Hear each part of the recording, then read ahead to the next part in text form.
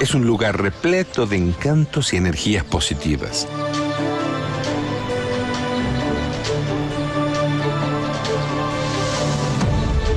Para hacer de su viaje una aventura inolvidable. Así es Foz de Iguazú, destino del mundo. Tierra de todas las gentes, de la diversidad cultural de 81 etnias. Un destino completo para ocio, eventos, ecoaventuras y compras. Un lugar donde la naturaleza hizo su obra prima y la fuerza creativa del hombre transforma sueños en construcción. En la frontera de 3 países, en los límites de la emoción.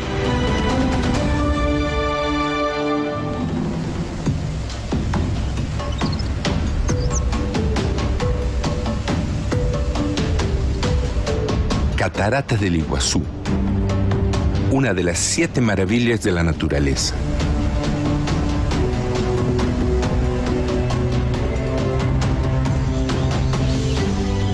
Aventúrese, a pie o en barco, por la linda biodiversidad del Parque Nacional del Iguazú, patrimonio natural de la humanidad.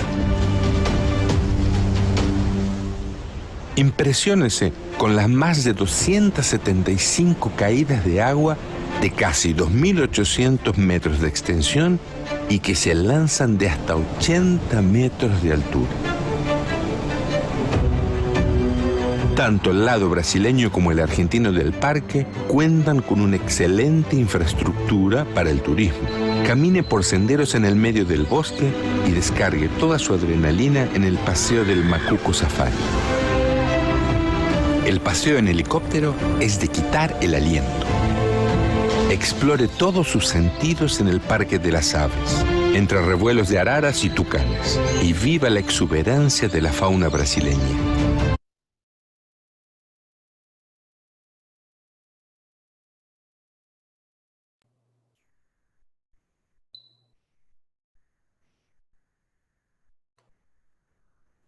Bueno, nuevamente las buenas tardes. He querido iniciar la presentación de esta tarde-noche con este video ilustrativo de lo que es la vida en las 3 fronteras. En la parte positiva, siempre me gusta presentarla. Ahora estaremos conversando con Ricardo Ferrer, quien es el disertante, el conferencista invitado de esta tarde. Darle nuevamente las gracias a ustedes por la participación. Sé que es una hora muy complicada para muchos que están en sus horas de trabajo. Por lo tanto, desde la Red Internacional de Profesionales en Seguridad, le damos el más respetuoso agradecimiento. Ricardo, buenas tardes, un gusto saludarte. Buenas tardes, Julio. Quiero saludarte especialmente y agradecerte, lo mismo que a mi querido amigo y responsable del capítulo argentino que está presente, el doctor Gabriel Zaragoza, que siempre está tan pujante en aceitar las redes de profesionales desde todo ámbito y colaborando para que estemos vinculados y no se dan una idea de lo importante que es cuando se está en funciones. Así que también quiero saludar a los queridos y amigos presentes y especialmente solidarizarme con los amigos de Centroamérica que están padeciendo en este año de la peste y del COVID estas inundaciones que hacen las cosas un poco más difíciles. Te quería consultar, Julio, ¿habría alguna posibilidad de compartir algunos slides? Claro que sí, no te preocupes, Ricardo. Sí, quiero hacer extensivo ese agradecimiento al doctor Fernando Gabriel Zaragoza, nuestro director ejecutivo de Argentina. Esta tarde tenemos una gran variedad de países participantes, desde Bolivia, Perú, Uruguay, Paraguay. La verdad que el día de hoy nos sentimos honrados con la participación de estos miembros de estos países. Vamos a compartir pantalla para que puedas hacer tu participación. Vamos a ver si ahí tienes la opción. ¿Puedes compartir pantalla, Ricardo?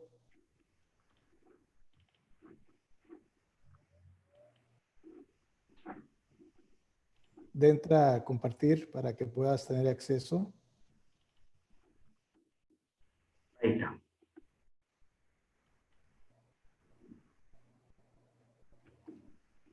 Estupendo.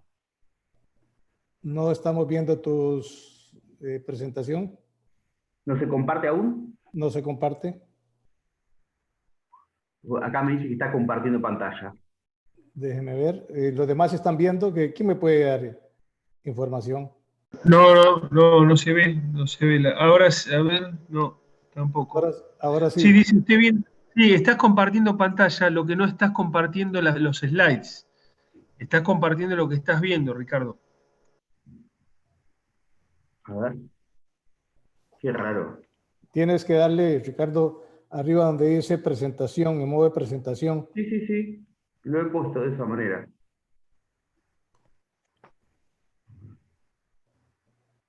Porque lo que Voy a estamos hacerlo viendo de vuelta. son las... Si gustas, te sales y vuelves a compartir. A ver.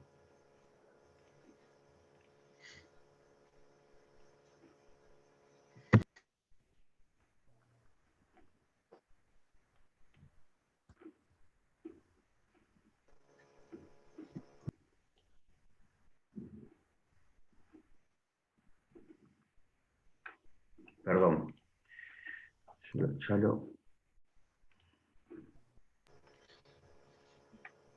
Dale compartir pantalla y te vas a tu escritorio donde ya tienes que tener tu presentación de PowerPoint abierta. Así es.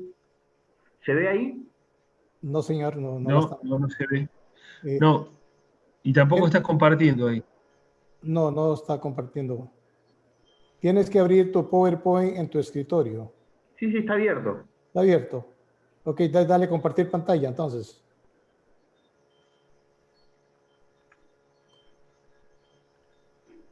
Si querés, Ricardo, pasámelo a mí, yo te lo comparto por ti. Si Dale, tenés en última esta instancia dificultad. hacemos eso. A ver. No hay Dale. problema, no hay problema. Tenemos suficiente tiempo para eso. Es que no pasa nada.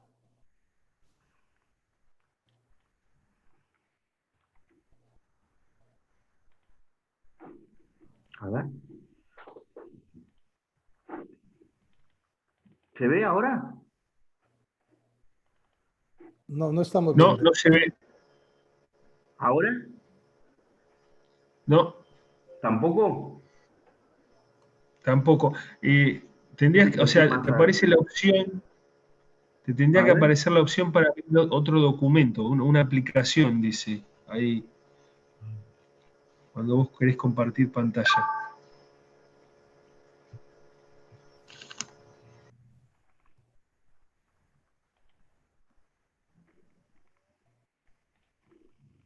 Perdón, ya vamos a hacer el último intento y si no, se lo pasamos a Fernando. A ver. Vamos a hacer así. ¿Ahora? Estamos viendo, sí. Estamos viendo tu filmina, pero tienes que irte arriba donde dice forma de compartir. Pero ahí lo estamos viendo bien. Perfecto. Perfecto. Bueno, entonces ahora voy a bajar esto así podemos verlo mejor. Bueno, comenzamos la presentación entonces y vamos a hablar de las particularidades de la triple frontera que de algún modo hemos tenido una ayuda extra con tu presentación y los videos de promoción turística, puesto que grafican e ilustran lo que es la triple frontera desde la visión amable y que todos nos gusta y nos gustaría que se extienda el disfrute para compartir una armonía entre los tres países y que se disfrute en el mundo. Toda vez que es una región que no tiene salida al mar, pero sin embargo tiene un clima tropical, de alguna manera los expertos hablan de un clima semitropical, tiene el acuífero guaraní de agua dulce, uno de los más grandes del mundo, contiene conexión, pese a no tener salida al mar, tiene una conexión oceánica a través de la hidrovía Paraná, y por supuesto que tiene dos, como buen centro turístico que es, tiene dos grandes aeropuertos, el de la ciudad de Iguazú en Argentina, que se acondicionó recientemente para el G20, y especialmente el más grande que funciona como un aeropuerto de los alternativos a Guarulhos y a Río de Janeiro, que es el de Foz de Iguazú. Asimismo, también tenemos en esta área cientos de pistas clandestinas y pasos clandestinos que se denominan en un léxico regional piques. Ahora también tenemos una zona que no hay radares, por ejemplo, del lado de Paraguay, y de Argentina cuesta mucho calibrarlos, puesto que la vegetación los torna muy difíciles. Sin embargo, se han hecho esfuerzos muy grandes y se trabaja muy bien, pero con las limitaciones del clima y de la vegetación. En triple frontera en números, podemos pensar que hay 12.000 millones de lucro en términos comerciales, lo que hace que es uno de los 3 centros comerciales más grandes del mundo, tanto en forma conteniendo la parte legal como la ilegal, o la informal. Hay infinidades de casas de cambio, de turismo, que han mutado tras la pandemia en casas de cambio de moneda, así como bancos, que están dentro de, según la Coalición por la Transparencia Financiera Internacional, muchos están dentro del sistema bancario y muchos otros, como las casas de remesas, por fuera, con lo que se lavan unos 5.000 millones de dólares, que son el equivalente al 50% del Producto Bruto de Paraguay, según una división de investigación federal de los Estados Unidos. Y así también es uno de los centros más grandes de migración interna, no solo en el puente de amistad que une Brasil con Paraguay, sino en el puente de Tancredo Neves, que une a la Argentina con el Brasil.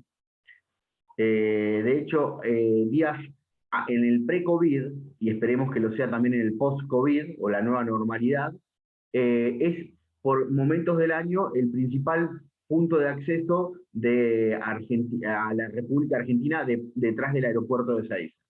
Actualmente el puente está abierto hace unas pocas semanas, pero nunca estuvieron cerradas las fronteras en pandemia, pese a las disposiciones del gobierno nacional de Argentina y de Paraguay y de Brasil, y los pasos ilegales continuaron abiertos. Como un contexto general, en la zona hay una alta intensidad de tráfico de drogas, de lavado de dineros, de evasión de impuestos, de falsificaciones, y todo se debe a instituciones muy débiles, con una alta... Y después, lo otro destacable es que en la ciudad de Iguazú de Argentina tiene tan solo unos 50.000 habitantes, unos 250.000 Foz de Iguazú, que es muy pujante, pero la más grande es Ciudad del Este, en Paraguay, con unos 700.000 más o menos, estimados, que hacen, junto con extranjeros que no están documentados ni registrados, una presencia en la región de alrededor de 800.000 personas, si la tomamos en forma ampliada con las ciudades un poco más alejadas que no se centralizan en estos 3 hitos y 3 ciudades de la triple frontera. Es decir, con las fronteras secas también, como puede ser la de Bernardo de Irigoyen, con Dionisio Cerqueira. Ahora, tenemos lo más importante que hay que destacar, pese a que se habla de terrorismo, y esta charla implica la convergencia con el crimen organizado transnacional, es el contrabando. Y eso lo vamos a definir al final, si es que tenemos... Le consulto, señor Julio, ¿qué tiempo tenemos de exposición, más o menos? Tenemos entre 45 y 50 minutos, Ricardo. Perfecto. A mí me gusta hablar, así que cuando estemos en unos 35 minutos me avisa, así voy de esa manera cerrando y voy a tener la tranquilidad de no expandirme en demasía y focalizarme, para después, si hay posibilidad, de responder algunas pequeñas preguntas y Perfecto. pensar entre todos. Perfecto, muy bien. Para comprender la región, como bien lo ilustraba el video que presentó Julio, hay 3 claves, pero podríamos establecer que son 4. El turismo, por las cataratas de Iguazú, pero también está la energía por la represa de Itaipú, y el comercio, que es uno de los 3 lugares con mayor dinámica comercial del mundo. Pero el cuarto es el movimiento migratorio de personas que tienen un régimen vecinal fronterizo y que no necesitan presentar documentación, o si lo hacen, también tienen la opción de los pasos ilegales como algo naturalizado. No es que burlan la ley, aunque también existe la posibilidad de la profesión de paseros que vamos a ver más adelante. Si hacemos una evaluación del tráfico de drogas desde la zona, sabemos que de la zona lo único que se produce, y en Paraguay, es marihuana. El resto, y se está dando en forma innovadora, porque antes era de una manera muy ocasional, la presencia de cocaína, y por supuesto que el puerto natural es lo que llega a la zona, es a través del Chaco paraguayo, desde Bolivia, que puede ser desde el Chapare o la Yunga, pero también puede, que es la cocaína que no puede salir por el hub de Venezuela, dado que también hay que considerar la superproducción que se dio a partir de del frustrado proceso de paz en Colombia, y cómo el régimen venezolano se financia a través de esta actividad ilegal. De modo tal que tenemos actores que unen a el hub Venezuela con la triple frontera, y que es muy difícil distinguir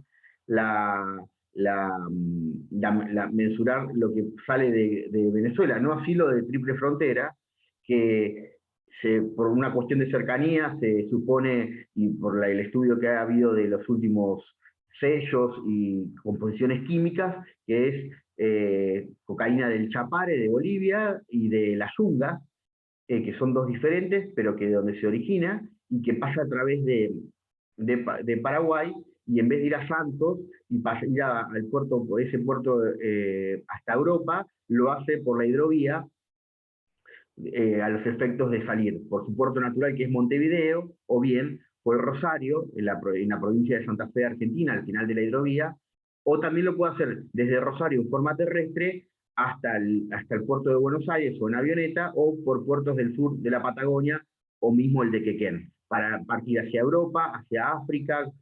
Uno de los hubs más importantes es Cabo Verde, pero también hay muchas vías a partir de China, donde sabemos que el primer consumidor del mundo de cocaína es los Estados Unidos, pero debemos considerar que el segundo es Brasil, y el tercero, mientras muchos piensan que es Europa, dado el poder adquisitivo creciente, está en China. Cuando hablamos de la situación del delito organizado y transnacional en la triple frontera, tenemos que considerar que la Ciudad del Este es el principal centro del mercado negro de América Latina. Y hoy les hacía énfasis en el contrabando, pese a que existe narcotráfico, pero son distintas las redes, aunque en cuanto a los efectos de trabajar sobre la sociedad y las redes culturales, puesto que lo mismo que el lavado de dinero es muy difícil, o el tráfico de armas, de personas, las criptomonedas, es bastante diferente cada uno de los delitos, aunque son los mismos actores. Pero podemos empezar a pensar que el narcotráfico, si bien es creciente y sostenido, en forma sostenida y sistemático como actividad, no es el único ni el más importante de las actividades ilícitas. Y muchas veces se deja al contrabando en un segundo plano, cuando es muchísimo más nocivo en términos de penetración al Estado y hacer daños a diferentes capas sociales locales. Es por eso que también hay que destacar que en cuanto al narcotráfico, el nivel de incautaciones de la droga, como consecuencia de aumento de los operativos de narcotráfico en los últimos años, ha subido muchísimo, como también hay que reconocer que ha habido, como falló el sistema, el proceso de paz, y se estimuló el reconocimiento de quienes tenían plantaciones de cocaína en Colombia, la producción y las cosechas, que han sido año tras año, según la ONU, récord. Y no todas han salido por Centroamérica ni por Venezuela, muchas han venido hasta el sur, y dado el triunfo de Bolsonaro, se les ha hecho mucho más complejo y difícil hacerlo en Brasil, donde la Policía Federal desde siempre, más allá de los gobiernos, trabaja muy seriamente el tema. Las mercaderías, como les decía, ilegales, no es que solamente pasan y quedan en un lugar de la Triple Frontera, sino que es un simple paso logístico muy importante, y llega a los 3 países también por tráfico aéreo. Les decía que había unas detectadas 100 pistas clandestinas, además de muchísimos pasos ilegales o piques, y que mucha de la mercadería de contrabando, que no implica narcotráfico, llega desde a Ciudad del Este desde diferentes lugares, como por ejemplo China, Taiwán o Malasia, y entra a Foz de Iguazú por puertos brasileños desde Santos o Paranaguá también. Paranaguá. Muchas cuestiones como las armas provienen de Miami o incluso de países de Centroamérica, como podemos decir que hay países como Costa Rica, que no tienen ejército, pero sí tienen muchas posibilidades de organizaciones privadas que proveen defensa y que están habilitadas a comprar armas, y que año a año renuevan licencias, y que después, al modernizarlas, las venden en otros mercados, las exportan, y muchos en esos casos terminan en esta zona, donde hay un acceso muy fácil a este tipo de material. Asimismo, hay que reconocer un gran paso creciente del puerto de Montevideo como alternativa, vía terrestre también, y que se ha comprobado en los últimos casos, como también muchos que se transformó ya en una cuestión sistemática y no ocasional desde Bolivia. Es por eso que acá podemos hablar de una ruta de Bolivia hacia la Triple Frontera, y que es vía terrestre, vía Brasil, vía Paraguay, donde hay varios vuelos por día. Hace pocos días se encontró un hangar que pertenecía a un testaferro, aparentemente, está en proceso judicial, del Comando Vermelho, y ya es en el Chaco paraguayo, ya no en Pedro Juan Caballero, sino en Capitán Vado, donde podemos destacar que hay muchísimas mejores infraestructuras viales para comunicarse que Pedro Juan Caballero, que es una zona tan rural y de difícil acceso que hace muy difícil el tránsito de estas mercaderías, sin la posibilidad de tener la seguridad en alguna organización tercerizada, como es la que presta el EPP desde Paraguay. Acá vemos la cantidad de vuelos que hay diarios a la zona, todos ilegales, y estos vuelos son verdaderamente en su mayoría cargas de cocaína que muy pocas veces son incautados. Desde Bolivia, en particular desde el departamento del Beni, donde llega la mayoría de la droga que se cosecha y se produce en, como les decía, las yungas y el Chapare, pero también muchas veces del BRAE peruano o mismo de Colombia. Lo que sí se produce en la zona, en la región, es marihuana. Y la marihuana tiene en este lugar un lugar preciso de producción que lo hace ideal a este tipo de plantas, y que no sale solamente a los Estados Unidos o a Europa, sino también hace escala en otros países, como les decía, vía la hidrovía o vía terrestre por Rosario, que es donde termina la hidrovía, o el puerto natural de la hidrovía, que sería Montevideo, pero que por una cuestión de jurisdicción no se va, aunque ahora cada día mayor, o Buenos Aires. Esto pasa también vía el territorio argentino a Chile, donde hay pasos ilegales en la Patagonia, y a Uruguay, y desde ese lugar es donde se distribuye para el resto del mundo. El skunk es un tipo de marihuana un poco más fuerte que del cannabis, que se produce en Colombia, y por el trapecio del Amazonas es que se llega a otras latitudes del mundo. Ahora, los principales países decomisadores del cannabis es, por supuesto, Paraguay, los Estados Unidos, y además no se condice necesariamente con los consumidores. Por ejemplo, en Sudán no se consume tanto como en España, y acá no vemos a España, porque es muy difícil, ni algunas idiosincrasias culturales, advertir que fumando marihuana o cultivándola o utilizando el producto se está alimentando y enriqueciendo a una red del narcotráfico.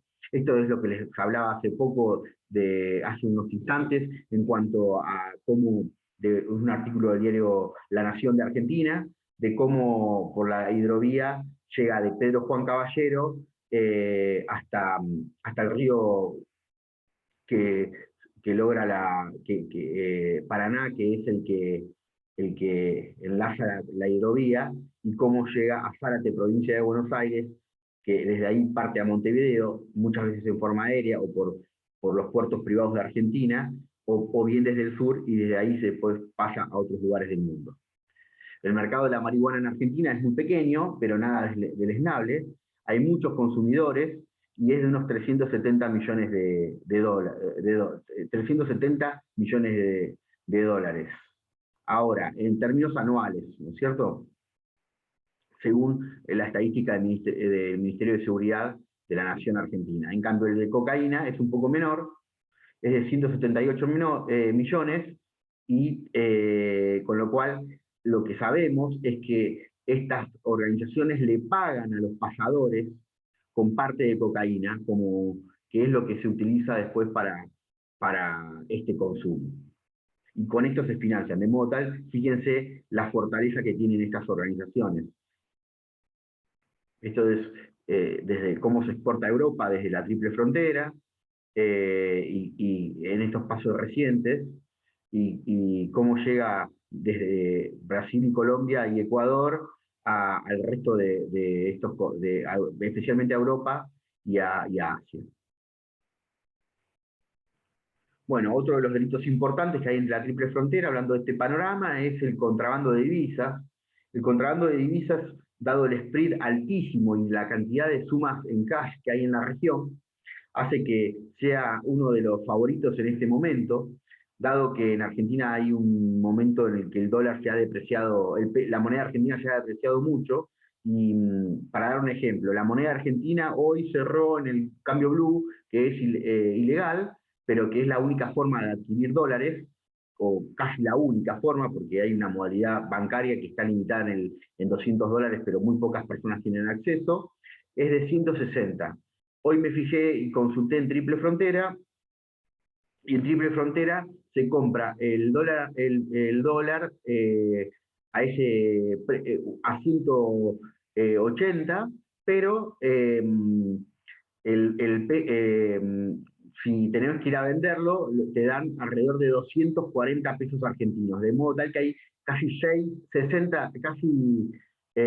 pesos por dólar de diferencia. Imagínense lo que implica vender $1000 y traer y hacer una diferencia, que a lo sumo según el ordenamiento jurídico argentino, es una pena que nuestro querido amigo Gabriel lo sabe mejor, es una infracción aduanera, si es menor a $10.000.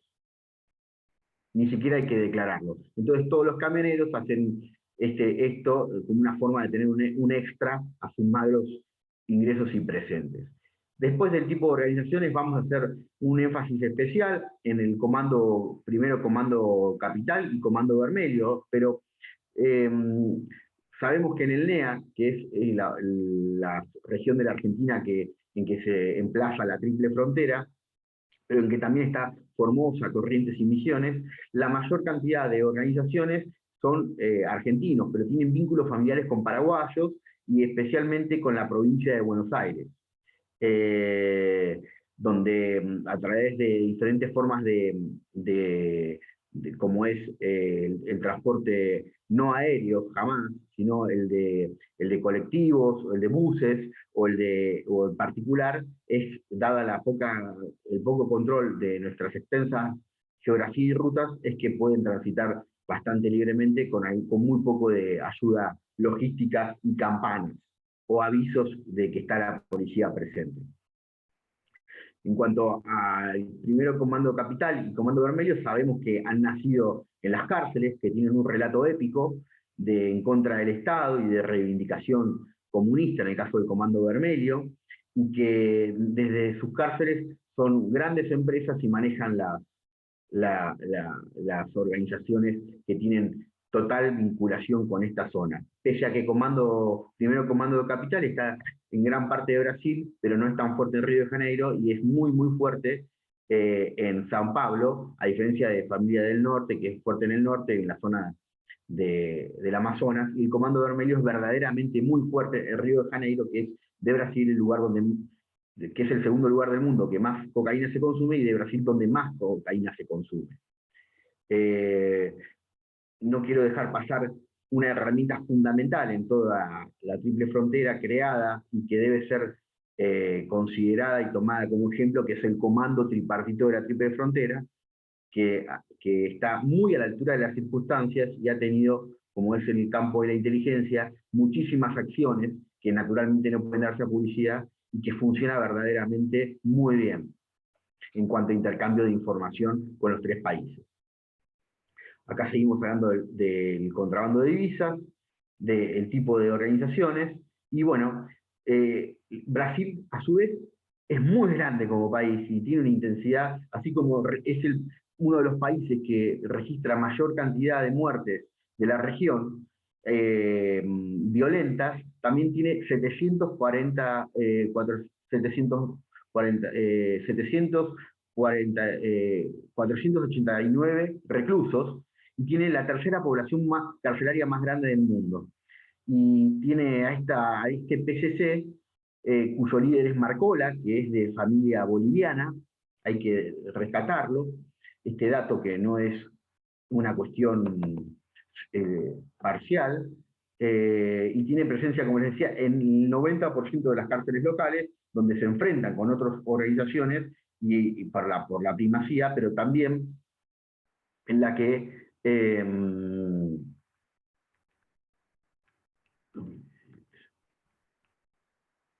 voy a ver si encuentro. Bueno, entonces, en Brasil estiman que hay unos 30.000 miembros activos que pagan su parte mensual, que cumplen órdenes, tienen una organización jerárquica, pero también están presentes en Paraguay y en Bolivia. Y también tenemos la hipótesis que desde el despliegue de Paraguay pueden ingresar a la Argentina, ya sea con bolivianos o que están presos, o paraguayos, que si bien son pocos, no necesitan gran parte, puesto que ya ha habido casos. Lo mismo que en la ciudad de Rosario, la cabecera final, o el comienzo, si se lo mira invertido, de la hidrovía argentina, donde hubo un prófugo que apareció muerto, que había ido a negociar, Wagner de apellido. También hace pocas semanas, mejor dicho, en la localidad de San Martín, en la provincia de Buenos Aires, se encontró a un viejo prófugo chileno del Comando Vermelho que estaba liderando una banda delictiva, con lo cual tiene una capacidad de reclutamiento muy importante en la Argentina, que eso antes no era normal. Y llamó la atención. Las organizaciones criminales que tenemos en Triple Frontera van a llamarle la atención a ustedes, porque el EPP está visto como una organización terrorista, pero sin embargo hace secuestros. La FARC de la misma manera. Sin embargo tenemos el Comando Vermelho, el PCC, y aquí abajo, entre otras, podemos decir que está ISIS, muchas más, pero el Hezbollah. Hezbollah es tan multidimensional que puede ser considerada, y voy apurando, una organización criminal. De hecho, los Estados Unidos, antes de caracterizarla como organización terrorista, la han catalogado como una organización criminal, a la misma altura que las maras de Centroamérica, para dar una idea. El PCC tiene contacto con diferentes, como les decía, hace que la región de la Triple Frontera no quede aislada, ni sea solamente un pequeño hub de lo que viene del exterior de Medio Oriente o de China y Asia-Pacífico para repartirse en contrabando por las zonas, y sustituir importaciones o producciones, sino también que tiene recientemente un concepto muy amplificado, puesto que se han dado las mismas realidades y hasta clanes y familias en Iquique, Chile, o en la frontera con Bolivia y Argentina, de modo tal que tenemos también actores ex-FARC adiestrando al EPP, enseñándole a hacer secuestros, a hacer inteligencia, a financiarse, a brindar diferentes servicios con los cuales convergen junto con el PCC y después más adelante lo decir con Hezbollah o entidades terroristas. De modo tal que hay una conexión con lo que podríamos denominar el eje del mal de América Latina, que es Surinam, Venezuela, o actualmente Nicaragua, donde no hay democracias, con el sur del continente. Esto es la zona del Amazonas, donde Roraima, como en Venezuela tiene cercanía, y muchos venezolanos que después terminan a la buena de Dios y pasan por Roraima y por Brasil, quieren llegar al sur para irse a Europa o salvarse y quedarse en Argentina, después son rehenes de estos grupos o del gota a gota, y que verdaderamente terminan siendo directa o indirectamente vinculados a este tipo de maniobras. Acá estamos viendo el PSC cómo trafica por el puerto de Santos y de Suape, y cómo desde Bolivia y desde Colombia, pasando por Perú, generaban su materia prima por la que tienen mayor posibilidades de financiamiento actual. Como casos paradigmáticos en la triple frontera, tenemos que hablar, no podemos no hablar de Hezbollah. Como les decía, Hezbollah no es más una entidad terrorista, es también un partido político que tiene responsabilidad de gobierno, que no tiene capacidad de financiamiento porque está en un país como Líbano que está en crisis, con devaluaciones, con incautaciones bancarias, es el brazo ejecutor de la Payarán de Irak, y que está embargado y que tiene grandes problemas. A su vez está lidiando terminando de liderar una guerra en la que corrió al ISIS de Irak, pero sin embargo tiene una capacidad destructiva y de pelea que muy pocas organizaciones tienen en el mundo, porque a su vez tiene vinculaciones y tiene su capítulo sunita, su capítulo chiita, pese a que uno ve que son distintos, hasta en la propia computadora cuando lo ejecutaron al líder de Al-Qaeda, tenía un archivo en el que tenía un mensaje de no recibir tanta ayuda de los chiitas, refiriéndose a ellos, y porque lo terminaban condicionando. Tiene Hezbollah un accionar en contra de los valores y los derechos que nosotros buscamos se afiancen en las Naciones Unidas, como es el secularismo y el orden político democrático y liberal, de modo tal que atacan cuando ellos lo creen necesario y por sus necesidades, no siempre son sabidas, nunca se hacen cargo de ningún ataque, a diferencia de otras organizaciones, y la mayoría de las veces son contra blancos occidentales, como embajadas de Estados Unidos e Israel, en el resto del mundo, como lo hemos sufrido en carne propia los argentinos en la AMIA, en la Embajada de Israel, en Panamá con el vuelo, y donde se ha evitado también hacerlo en Perú, donde está siempre postergándose, pero es donde Hamdar va a ser el primer caso de América Latina donde un miembro de Hezbollah va a ser enjuiciado, con posibilidades de ser condenado. De modo tal que la Hezbollah en la triple frontera tiene un poder que exhibe suavemente, apoyado en la comunidad chiita, dada la gran comunidad libanesa de ese credo, con estructuras educativas y religiosas a través de su acción social, y también tiene muchas relaciones con la comunidad suní, la drusa y el alawita, que ahora vamos a ver más adelante si nos permite el tiempo, y hacen inteligencia, y tienen concentraciones y actividades en el campo del narcotráfico, en el campo del blanqueo de dinero, falsificación de diferentes marcas y diferentes cuestiones de electrónica, así como hacen logística, y tienen algo que es primordial en esta zona, el enfriamiento de personas que están perseguidas en otros lugares del mundo. Otro de los casos es la Galería Uniamérica, anteriormente conocida como Galería Page, que tiene vinculaciones concretas, sus dueños con Chile, en Iquique, y con la frontera con Bolivia, y que fue sancionada por el Tesoro de los Estados Unidos en el año 2006, pero sin embargo, dada la informalidad, continúa abierta. Después podemos ver acá la mezquita del profeta Mahoma en Ciudad del Este, un centro nodal de todo este tipo de acciones de Hezbollah y diferentes nodos en personas, que han llevado, por ejemplo, a que uno de los principales exponentes y líderes regionales sea Ahmad Barakat, que fue hace poco condenado y devuelto a Paraguay, dada la falsificación de un documento, nada grave con todo lo que se lo acusa, que fue reconocido por el propio Hassan Nasrallah, que tiene ramificaciones en el caso AMIA, con diferentes clanes como el Chamas, los Fayad, tienen políticos, tienen acá algunas vinculaciones de falsificadores y personas que trabajan en Chile y tienen negocios, además de la Galería Page, en la Casa Hamse. Acá vemos un gráfico en el que Assad Barakat fue detenido y sancionado por diferentes ayudas que ha hecho a la unidad 108 de Hezbollah desde Paraguay, en donde se trabajó conjuntamente con Argentina, con la UIF y con diferentes países que contribuyeron a la posibilidad, después de unos casos en el que fue casi más de 100 veces en el periodo de muy pocos meses, y resultó triunfador en el casino de Iguazú. Estamos hablando de pequeños casos en comparación a las cuestiones por las que se lo acusa, pero que son suficientes como para individualizarlos y molestarlos.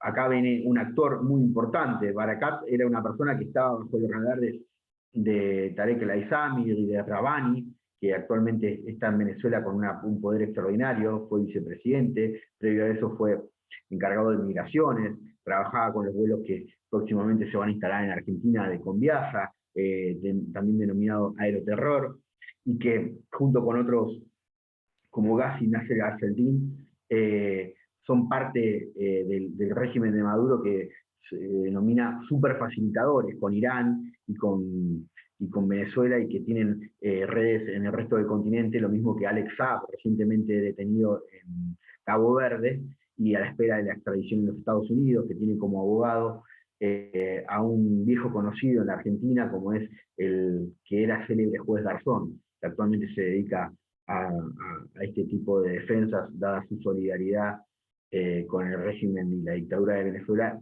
dejando atrás su gran trabajo por los derechos humanos y la memoria.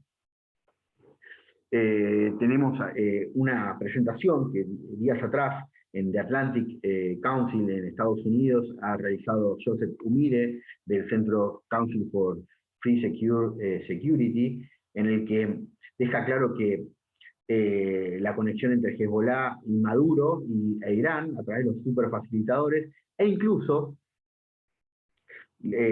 habla de Tarek al-Aizami como un hombre de druso, cuyo tío no es ni más ni menos que el cofundador del partido Baas en Siria y vicepresidente en Irak, que posibilitó la llegada al poder del régimen alawita también en Siria, y que el hermano, el padre de Tarek al-Aizami, se instaló en Venezuela, de modo tal que no hay mucha casualidad en lo que se está viviendo en Venezuela, sino que hay una proyección y escenario previsto durante muchos años, y que así como ellos desconocen nuestros límites y ven al Líbano como gran parte de la siriana, la gran Siria, también hablan de la gran Colombia en cuanto al proyecto que significaba el caudillo Chávez sobre Venezuela y Colombia. En la pequeña Venezuela de Siria, mientras fue encargado de las migraciones y las registraciones, me tocó verlo personalmente, hay unos 250.000 ciudadanos sirios venezolanos. No es que lo vi, sino que sí supe y hablé con gente que sabía que en la embajada de Venezuela en Beirut se obtenían pasaportes, y al punto que se dejó de pagar, y la máquina para hacer pasaportes numerados y totalmente válidos, no eran falsificados, en el que se recogía y se respaldaba con un certificado de nacimiento en la propia Venezuela, estaban en casa de los empleados que habían quedado con la embajada cerrada. Es por eso que hablamos de una estructura paramilitar criminal que toma países, y que tenemos que trabajar para que no lo haga en la triple frontera, dado los últimos cambios en materia de geopolítica que se han operado en la zona. Hablaremos más adelante.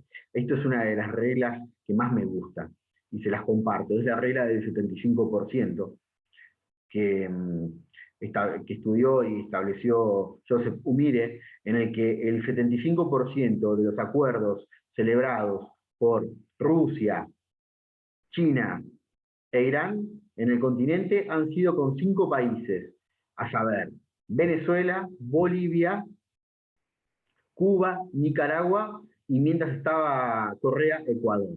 El 75% fueron con estos miembros del ALBA, y el 75% de los hechos por Irán fueron acuerdos bilaterales vinculados a la defensa y al litio, lo mismo que fue a la energía. Los rusos y los chinos no fueron créditos como nos dan a diferentes países, sino directamente inversiones créditos no retornables, con lo cual habla de una cierta convergencia y coordinación previa en estos acuerdos. Bueno, acá es sobre la presencia de este hombre que les decía antes, y esto es cómo se distribuye en Venezuela, cómo hay distintos actores, desde turcos, con rusos, lo mismo que hay chinos e iraníes, de acuerdo a diferentes socios que tienen como la ELN, FARC o mismo Hezbollah, y qué tipo de explotaciones tienen, ya sea de minerales preciosos, energéticos o exploraciones de otro tipo. Este es un caso muy importante, Aqil Rada, Amer Mohamed Aqil Rada. Este hombre salió de la Triple Frontera y fue detectado hace muy poco tiempo como uno de los partícipes necesarios, que probablemente sea quien haya enterrado los explosivos para que en la Argentina se haya realizado y concretado el atentado contra la Embajada de Israel en el 92 y posteriormente el de la Embajada de la AMIA, que tiene nacionalidad venezolana y cuyo hermano es uno de los superfacilitadores y personas de confianza con sociedades offshore y domicilio en Panamá de Tarek al-Aizami. Este hombre era cercano de Salman Rauf Salman y participaba muy cercano a Rabbani, que actualmente participa en Venezuela y con sus diferentes industrias y sociedades, y hace que se vincule no solamente con Medio Oriente, del cual es parte, e Irán, sino también a Venezuela con México. Bueno, este es el caso de Ali Barakat, que les decía que en 2 años cruzó 620 veces la frontera y declaró ganancias por $4 millones en el casino que lavó. Y tenemos organizaciones terroristas operando en países limítrofes y zonas de frontera como Hezbollah, la FARC, el EPP paraguayo, que es el Ejército Popular del Pueblo, y el PKK turco. El PKK turco también tiene vinculaciones con organizaciones radicales mapuches en el sur, que pasan la marihuana y diferentes mercaderías por pasos ilegales y que desconocen al Estado argentino. Son célebres para muchos argentinos en el mal sentido de la palabra, y hacen que estas organizaciones de triple frontera sean nodos troncales en el comercio masivo ilegal, que daña enormemente la industria nacional, las redes de trata, las organizaciones de contrabando y actualmente el tráfico de divisas. En cuanto a organizaciones, como les decía, tenemos en Argentina desde rutas con comercio con los chinos, tanto ilegal o africanos que ingresan como trata de personas, a partir de Dionisio Cerqueira y el lado argentino que se llama Irigoyen. Y también tenemos en triple frontera delitos de deep web, como también diferentes flujos y hasta organizaciones. Ha habido casos de organizaciones de México en la región. Acá lo que quiero destacar son las amenazas del crimen organizado transnacional en convergencia con el terrorismo, y tomando el terrorismo como un conjunto, el crimen organizado transnacional como un conjunto de personas organizadas bajo normas y jerarquías, con finalidad de cometer y llevar a cabo actos ilícitos, pero el terrorismo no debemos perder de pensar que no es un fenómeno regional, sino es una amenaza global que actúa sobre toda la región y se proyecta una ideología y mantiene vínculos concretos con el crimen organizado, empleando redes para adiestrarlo y al punto de hacerlo imprescindible esa sociedad e indivisible, y por muchas veces invisible.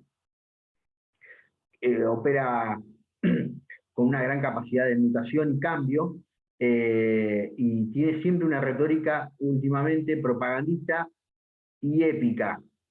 Es por eso que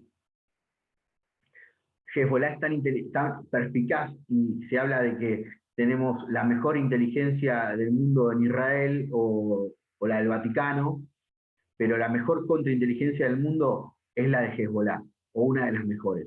Estamos hablando que nos desafía de una forma muy profesional y con una solidez que muy pocos países tienen. Por eso es tan importante la cooperación internacional que se demostró con la UIF y con Paraguay, el trabajo, lo mismo que con Brasil, para la detención de Barakat a través de diferentes despliegues tácticos, que es a propósito de trabajar con el sistema financiero y bursátil. Esto le quiero mostrar a continuación es cómo los nodos es un trabajo realizado por el CHDS, el Centro Perry de los Estados Unidos, en el que publican un informe de West Point en que toman a 2.700 criminales al azar y descubren que en el 97% de todo el mundo y que el 97% de los casos hay una conexión con terroristas. De modo tal, ¿a dónde llega la convergencia de la que hablamos y cómo interfiere en nuestras vidas que un simple profesional liberal de México o de Argentina puede estar trabajando para un cartel sin saberlo siquiera? Lo mismo que contadores, que transportistas, que técnicos, ni hablar financistas o abogados, y funcionan más en los servicios que en el territorio. Sin embargo, en este enclave es donde producen el dinero que después tienen que procesar. Acá estamos hablando del 97% de 2.700 criminales están conectados entre sí como focos y nodos de convergencia entre el crimen organizado transnacional y el terrorismo. Esto es un poco más ampliado, como desde China a Irán, vía Argelia y Senegal y Cabo Verde, se llega a Venezuela, y de ese lugar donde puede llegar hasta México y naturalmente bajar a la Argentina a través de estas organizaciones vía Brasil o vía Perú y Bolivia. Pero entre buenas noticias podemos destacar que en la Argentina el decreto 489 del 2019, al que siguieron posteriormente Paraguay y este año Colombia, y esperemos que lo haga Honduras, y hay tratativas de Uruguay, según tengo entendido, para condenar y seguir a la Unión Europea y a los Estados Unidos, y que Hezbollah y sus miembros sean determinados como una entidad terrorista y facilitadores de esa actividad. Esto se instrumenta a partir de las cumbres de lucha contra el terrorismo, que tuvo una primera en Washington en el 2018, en diciembre, la segunda en Buenos Aires en el mes de julio del 2019, y la tercera fue en Bogotá en enero del 2020, próximamente por la situación de la pandemia se hará en forma virtual. Lo que sí podemos saber es que en Triple Frontera, especialmente en Foz de Iguazú y Ciudad del Este, hay aproximadamente 20.000 personas que tienen orígenes y ascendencias en el Medio Oriente. Ya son de segunda, tercera y cuarta generación, pero muchos son de origen libanés, y especialmente el Valle de la Beca, donde está muy fuerte afincado el Hezbollah al sur del Líbano.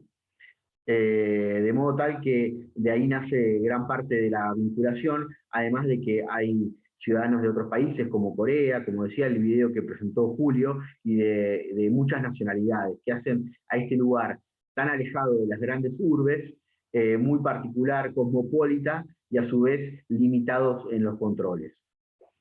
uno de los personajes más importantes en Triple Frontera de Hezbollah, que sustituyó a Rabani y fue designado en el 2010 como uno de los que brinda apoyo a Hezbollah por el Tesoro norteamericano, es el jeque Bilal Mohsen Webe, que opera no solamente en Triple Frontera, sino en toda América del Sur, y tiene sus seguidores en la mezquita que anteriormente le mostré. También está Al-Qaeda, Al-Shabaab, ISIS, entre otros. Y lo detectable es que en Triple Frontera, dado el comercio y la poca capacidad bancaria, no fue casualidad cuando se hizo el atentado contra un camión de caudales, porque los verdaderos bancos son los camiones de caudales o las empresas de caudales que atesoran el dinero que se vive y se cuenta cash, tanto en dólares, euros, reales, pesos, guaraníes, entre otros. Aunque también hay testaferros, lo que también se ha dado últimamente es bocas de criptomonedas. De modo tal que el dinero y la capacidad comercial es abrumadora y creciente. También se ha dado presencias de ex miembros de la FARC, como Gentil Duarte, que hay documentación en Paraguay de que estuvo capacitando y entrenando al EPP, o ex miembros de la ELN, de modo tal que hay grandes conexiones de toda la región contra los derechos que nosotros consagramos dentro y conseguimos en los estados de derecho, y a partir de la Carta de las Naciones Unidas y la Declaración de Respeto al Hombre, ¿no es cierto?, y sus garantías. Las modalidades de financiamiento que se utilizan en esta convergencia, ya nos quedan pocos, quédense tranquilos, son la más importante, es la Hawala.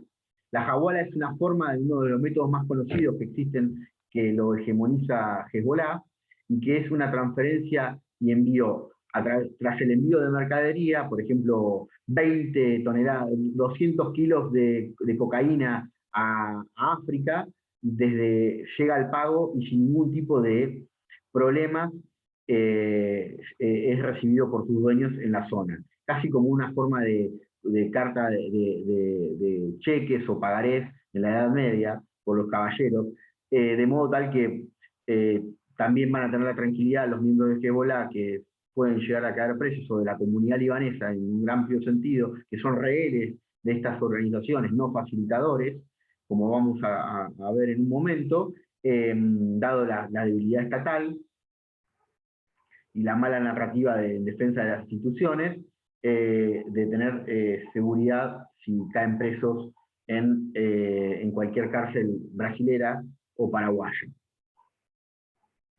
Acá estamos viendo cómo el clan Seferín y cómo Nasrallah introducen drogas a Europa que vienen de Venezuela y de esta zona, y es dentro del proyecto Cassandra, que se activa y recientemente se ha desactivado en los Estados Unidos, de estudio a Hezbollah y su forma de lavado de dinero.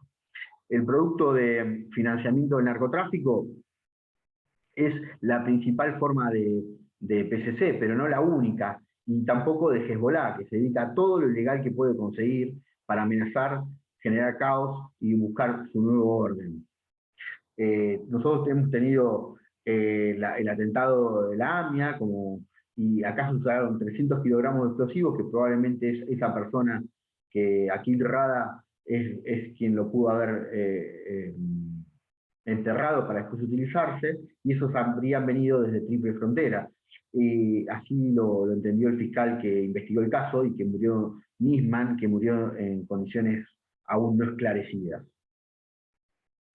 Nisman, por su parte, había acusado a estas personas, todas, excepto uno, iraníes, y que habían sido miembros de la embajada iraní en Argentina, y habían llegado al país a principios de los 80 y permanecieron casi por 10 años como certificadores de carne halal, pese a que eran agregados culturales. Volvemos al clan Rada, y este hombre, Mohamed Rada, que era un hombre directo de Salman Rauf Salman y del clan de Rabani, hoy activo nuevamente. estos otros clanes. Y acá es otra de los ejemplos de la convergencia, donde se acusó a un paraguayo por tener vínculos con terroristas de Hezbollah. Este paraguayo lo admitió y es parte del clan Chamas, un clan muy importante de Ciudad del Este y conocido. A este se lo acusa de haber intentado ingresar al país con 39 kilogramos de cocaína. Otro es en Pedro Juan Caballero, donde lidera el EPP con el PCC, es otro caso similar. Y después es donde acá vamos a hablar de cómo en la región se generan condiciones concretas para una mayor presencia de estas organizaciones, dado el aumento del networking y el poder de los superfacilitadores como Alex Saab, que desarrollan una diplomacia asimétrica e informal entre redes, nodos, y que van dejando de lado los estados, puesto que estos grupos ganan espacios a partir del silencio.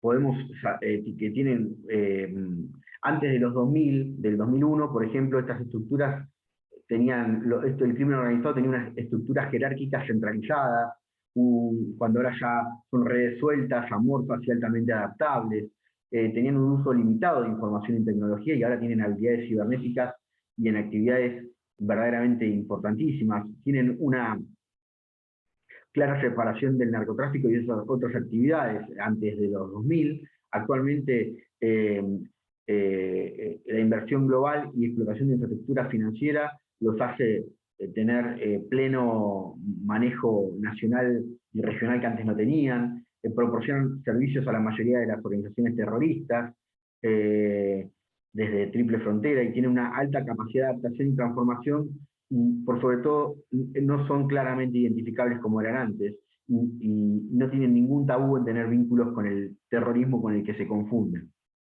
Además de ser sumamente violentos, que operan totalmente en escenarios planificados y racionalmente escenificados previamente, con todo tipo de delitos, desafían al Estado, tienen operaciones sigilosas, y tienen una alta adaptabilidad, como les decía, a los cambios, y lo más importante es que producen cambios en servicios a la población, como uno de los principales actividades. Lo otro que quiero destacar es que muchos hablan de Pedro Juan Caballero, pero últimamente en el Chaco paraguayo podemos hablar del departamento de Amambay, como lugares donde funciona el EPP, mucho más que en otras ciudades donde funcionan grupos que hacen directamente acuerdos con el Comando Vermelho de Brasil y traen productos de Bolivia. Bueno, acá estamos viendo la convergencia en todos los tipos que trabajan, de fraude, de secuestro, de crimen organizado, extorsión, las tipos actividades delictivas como el soborno, también tienen acceso a productos químicos y precursores, entre otros. Pero con la pandemia se han advertido los productos de medicina. Si abordamos desde la seguridad esto en Argentina, para ir pasando rápidamente, tenemos herramientas en el Mercosur, como se han dado y se ha demostrado para la cumbre del G20, la OMC, los Juegos Olímpicos de la Juventud de Buenos Aires, y los éxitos de los Juegos Olímpicos de Río de Janeiro o el Mundial de Fútbol de Brasil. Tenemos un trabajo interagencial muy importante entre los tres países, pero que naturalmente, dada el desafío tan complejo, necesita respuestas cada día más complejas y que exceden el poder de estos tres países. Es por eso que se necesita suscribir a un convenio de Recife que haga más detectables los movimientos, que haya acuerdos entre aduanas, que haya detecciones de TAI, que son el tránsito aéreo irregular, en estas 100 pistas que les decía. En el Mercosur tiene que haber mejores fronteras abiertas pero seguras. Y el comando tripartito quiero destacar que es un ejemplo que debe ser tomado no solamente para otros países con situaciones similares, sino para amplificarlo, puesto que también tuvo una época del 3+1, pero que actualmente se llama el mecanismo, en el que prevemos la incorporación de todo tipo de países que tienen actores en la región, y que sea facilitado no solamente por Interpol, sino por Amenipol en los países como puede ser entre países con mala relación, como puede ser Venezuela y Brasil, o Venezuela y Colombia. En la región se está hablando del mecanismo de seguridad regional, que tiene la idea de hacer un centro de fusión trinacional, pero que a partir del mes de noviembre del año pasado, en que estuvo la segunda reunión, a partir del compromiso de todos los actores de la región en la cumbre de 2019, que se condenó a Hezbollah, está en un stand-by. Como vía de acción, para ir finalizando, sí quiero dejar claro la necesidad que la OEA trabaje en la detección de puntos de convergencia y definir los roles claros de todos los países y las Fuerzas Armadas, pero por sobre todas las cosas, que haya una cooperación legal y de políticas públicas a nivel nacional e internacional, y los actores deben conocer cuáles son las amenazas e intercambiar información, pero empezando desde el financiamiento. Para terminar, es que quiero ir al punto de partida de todo esto, que es la definición de Arnold Wolfer de seguridad, en el sentido objetivo que la define como la medición de ausencia de amenazas de los valores adquiridos, y en el sentido subjetivo como la ausencia del miedo a que dichos valores pudieran destruirse, de modo tal que seguro sería, pues, encontrarse sin miedos y libre de necesidades. Esto es un Estado sin amenazas, pero tenemos en la triple frontera para ir finalizando, una sofisticación del crimen organizado transnacional que con la pandemia y los cambios políticos operados, y los tráficos de recursos médicos, el cierre de fronteras, los pasos ilegales, el tráfico de divisas que les mencionaba, implica un cierre de la nocturnidad que se mantuvo abierto con más mafias y clandestinidad, que generó que haya más trata de personas y víctimas con consumo de nuevas drogas, y consecuentemente la pandemia agudizó lo malo, y los verdaderos problemas tienen que tener una respuesta multidimensional. Como para eso necesitamos un crecimiento del accionar sofisticado, dar respuestas a los ciberdelitos, con la cocaína desde Bolivia, tener un panorama de la triple frontera. Nadie tiene un doctorado en COVID, pero sin embargo tenemos que saber que las casas de turismo mutaron a casas de cambio, los locutorios a las remesas, hay mafias colombianas que utilizan a la gente que viene vulnerable de Venezuela, y por tanto la gran víctima de la pandemia han sido nuestras instituciones y nuestra república, porque al destruirse la riqueza, quedarse sin empleos, más capas de la población en la pobreza, y este vacío tiene un competidor que ocupa el crimen organizado transnacional, optando y vinculando a personas directamente o indirectamente con sus estrategias.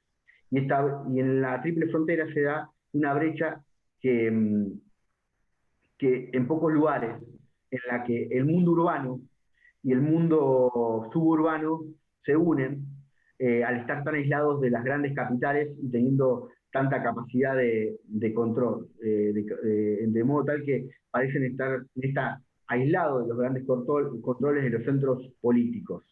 Entonces así es cuando el CETOC, el crimen organizado transnacional, genera empresas de naturaleza dual, que generan mafias, naturalizan el ilícito y terminan siendo una aceptación cultural que copa a la política y domina territorialmente, debilitando nuestras instituciones, que monopolizan el terror, con una sofisticación verdaderamente que pervierten al Estado en todos los niveles y dimensiones como nunca antes. Y siendo un multiplicador de violencia ante la ausencia del Estado, que tenemos que tener muy presente, puesto que actúan drogas, presos, e interactúan diferentes agencias y formas que ni siquiera desde el Estado lo hacen intergubernamental e interinstitucionalmente, muchísimo menos interregionalmente. De modo que es imprescindible que se logre una nueva narrativa y se legitime la acción estatal, y que por sobre todas las cosas se enfrente al miedo con el que estas organizaciones van naturalizando y haciendo cómplices a los miembros de la sociedad, a los efectos de que terminan permitiéndola. Es muy común, a mí me ha pasado mucho, de subir a un taxi en Triple Frontera y preguntar, che, ¿quién es acá la muletilla, Julio? ¿Quién es acá el más importante narco? Y entonces, ¿cuál es el Chapo Guzmán de la Triple Frontera? Y nadie lo sabe. No lo hay. Como tampoco existe, si uno pregunta quién es el jefe de la policía, porque tampoco se concibe que las fuerzas sean la contracara, porque todo, excepto, tenemos que tener presente que en Brasil fueron condenados casi todos los ediles de Foz de Iguazú por tener problemas de corrupción, y en el lado argentino es el mismo que gobierna la ciudad de Ciudad de Iguazú hace casi 25 años, de modo que toda esa naturalización tiene una creación de privilegios y de mecanismos totalmente tolerados, y esa relativización de valores es la que nos termina haciendo pensar que sin instituciones legítimas del Estado y una buena retórica y narrativa propia que vuelva la confianza a las instituciones, va a ser muy difícil. Bueno, muchísimas gracias por el tiempo brindado y la atención. Gracias, Ricardo. Déjame felicitarte porque has hecho una ponencia muy enriquecedora en conocimiento. Nos has contado y has hecho un recorrido a través de el transitar de esa triple frontera, esa parte que no conocemos los que vivimos acá al otro lado del continente. Y agradecerte porque hiciste una excelente exposición y eso nos permite ahora poder tener un panorama mucho más claro de lo que se da en estos lugares. Y es que hiciste una pregunta que me ha quedado resonando. ¿Quién es el Chapo Guzmán en esa triple frontera? Pero más grave aún, Ricardo, ¿quién es el jefe, la autoridad en esa triple frontera? Creo que estas son preguntas que quedan para responder a través de los comentarios. Vamos a abrir micrófonos para que la estimable audiencia que esta tarde nos acompaña pueda hacer sus comentarios y sus preguntas. Pueden abrir micrófonos y levantarme la mano los profesionales que quieran consultarle al señor Ricardo Fer Picado, nuestro conferencista de hoy. Disculpe, yo quisiera hacer una pregunta, pero no tengo video, prefiero no tenerlo. ¿Puede ser? Puede ser, adelante. Dame tu nombre nada más. Me llamo Beatriz, soy acá de Argentina y bueno, trabajo en el tema de defensa. A mí me surge una duda, bueno, no sé si una duda, una pregunta, una inquietud, referida a que aquí en Argentina hemos estado sufriendo algunos ciberataques en algunos puntos específicos, como en general, digamos, páginas del gobierno, que parecen inofensivas y que de hecho no han robado nada, pero de repente sí han sustraído información de una base de datos de migraciones que aparentemente podría estar relacionada con el tema de la convergencia del que hablaba el colega tan excelentemente en el día de hoy. Aprovecho para agradecerle la conferencia. Y bueno, mi pregunta está planteada en eso. Y además en el tema de que parece no ser un tema que sea debatido ni por la opinión pública, ni tomado por los medios. A nadie parece importarle, por ejemplo, que hayan sustraído la información de la base de datos de migraciones en una cantidad impresionante de artículos a los que no podemos acceder porque en Argentina se ha prohibido el acceso a la Deep Web con esos datos, pero que a lo mejor ahí en la triple frontera, pasando, digamos, una cuadra, tienen todos acceso. ¿Se entiende un poco por dónde voy? Sí, por supuesto. Gracias. No, desde luego que hay hubs de trabajo en triple frontera al efecto y que seguramente tienen esa información y para algo la van a utilizar. Y no creo que para nada bueno. También hay que tener presente que, por ejemplo, en las últimas elecciones de Brasil presidenciales, se detectó que desde desde zonas de... Desde había bots en Venezuela, instrumentados en centros rusos y también con algunos chinos, en los que, por ejemplo, para dar un ejemplo de lo que pueden hacer en un ataque, en Europa del Este tenían las IP domiciliadas, y era más conocido en Georgia el candidato a Haddad, que era trending topic, cuando no tenía nada que ver, ni siquiera hay vinculaciones entre Brasil y Georgia. Desde luego que es culturalmente algo que nos cuesta a todos tomar cuidados por la vulnerabilidad y todas las informaciones que bajamos en el mundo digital, pero en lo que hace a las personas puede haber problemas de extorsiones o captura de información, fraude, como decías, en la Deep Web, y gracias por la pregunta, pero en lo que implica al Estado, estamos hablando de una cuestión de seguridad pública.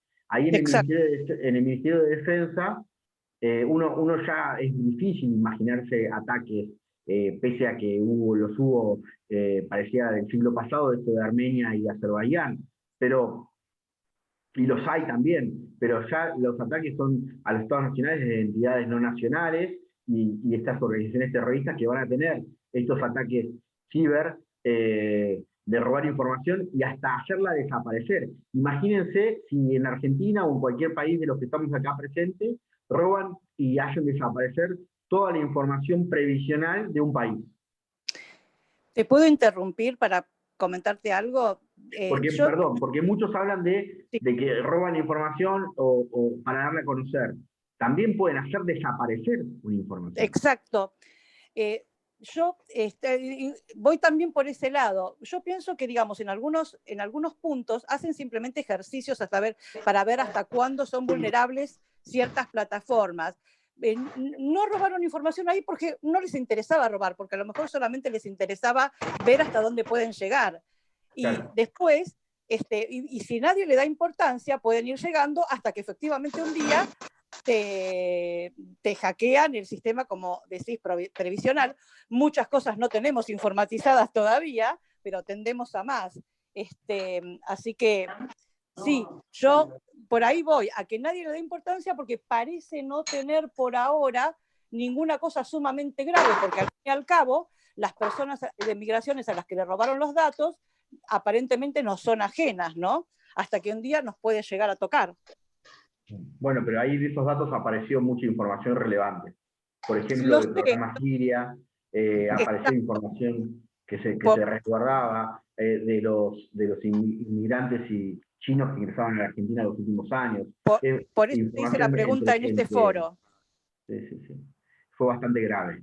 Perfecto, Beatriz, muchas gracias. Muchas gracias por la respuesta y a usted por la oportunidad de... Gracias, Beatriz. Después voy a dejar mi mail para que cualquier cosa me escriba.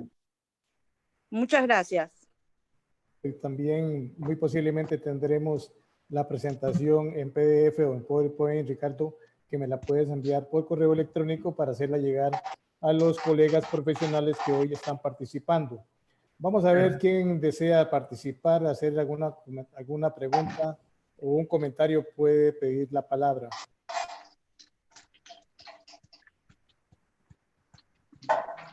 Vamos a ver, hay más preguntas, hay más comentarios.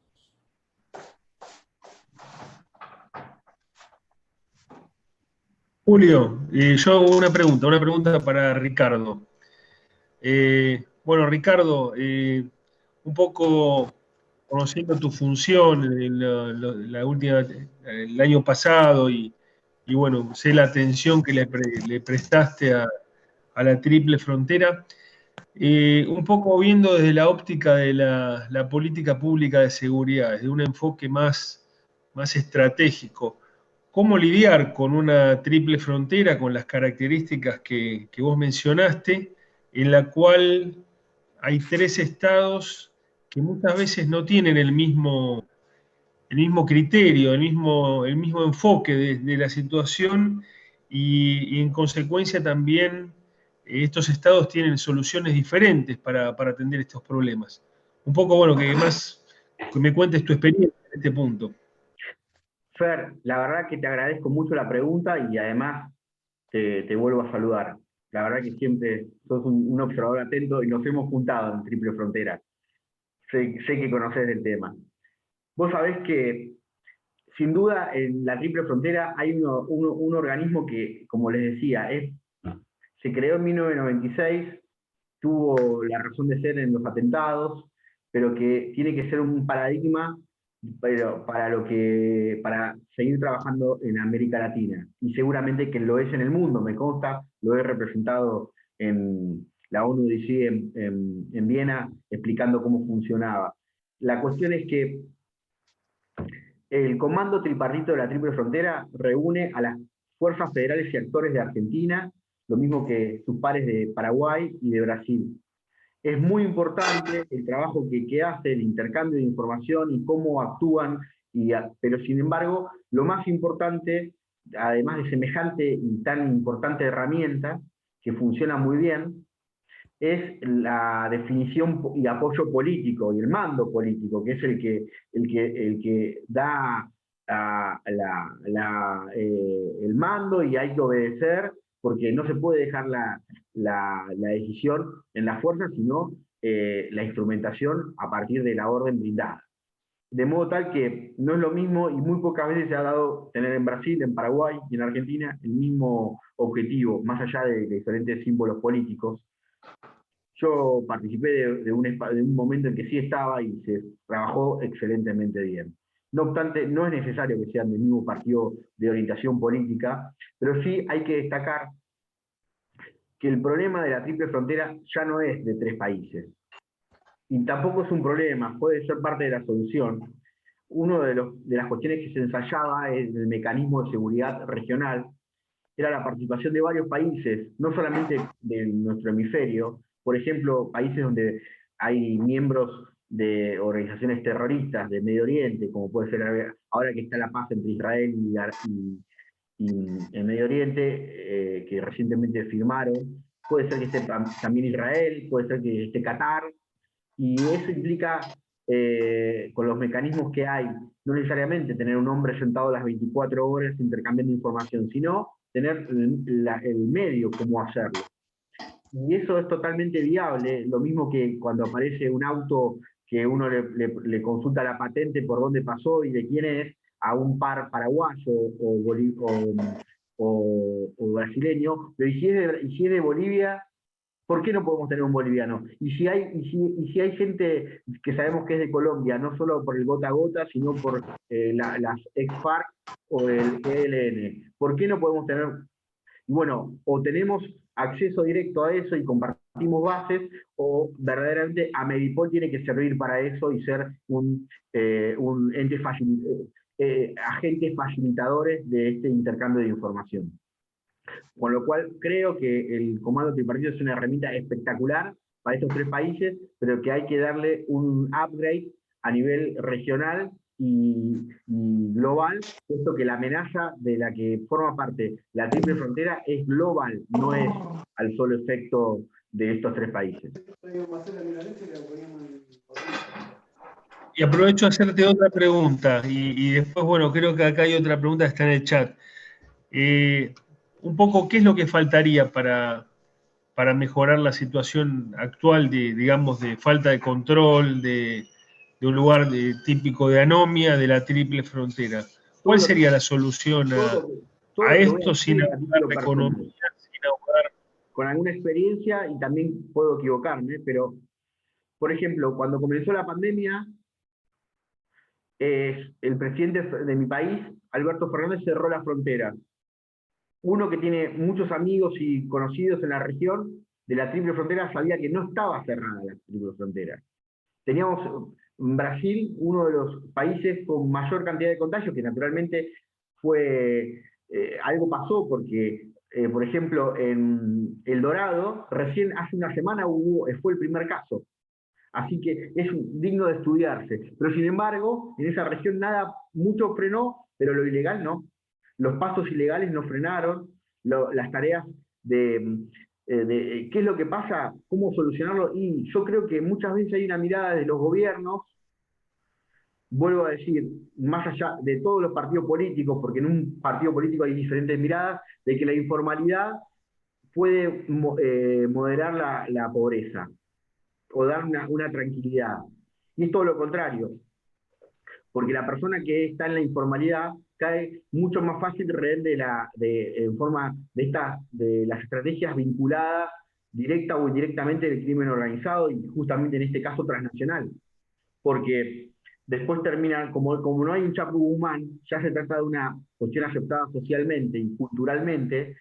Hasta vos le preguntás a un niño cuando sale de la escuela de qué trabaja el padre y dice, mi papá es pasero. Como un trabajo digno y orgulloso del padre. Fíjense a qué nivel. Y no hay un sindicato de paseros. Hay imposición de formas de cobrar y si no lo hacen hasta aparecen muertos. De modo tal que la legitimidad del Estado está viciada. Cuando el Estado no es que es parte, simplemente está desplazado y ocupado por este crimen organizado transnacional. Ricardo, una pregunta.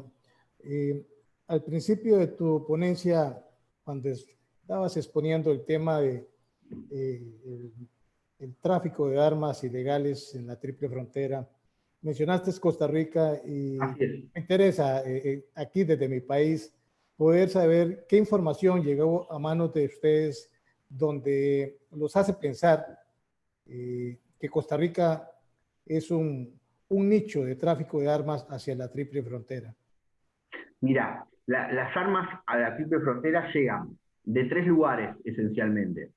De Miami, de Venezuela, a través de las que se desguarnecen del propio Estado fallido, y por supuesto que llegan muchas veces desde Centroamérica y especialmente desde Costa Rica, puesto que hay dos mecanismos. En tu país no hay ejército, y las fuerzas de seguridad privada, hay organizaciones y compañías de seguridad privada que tienen un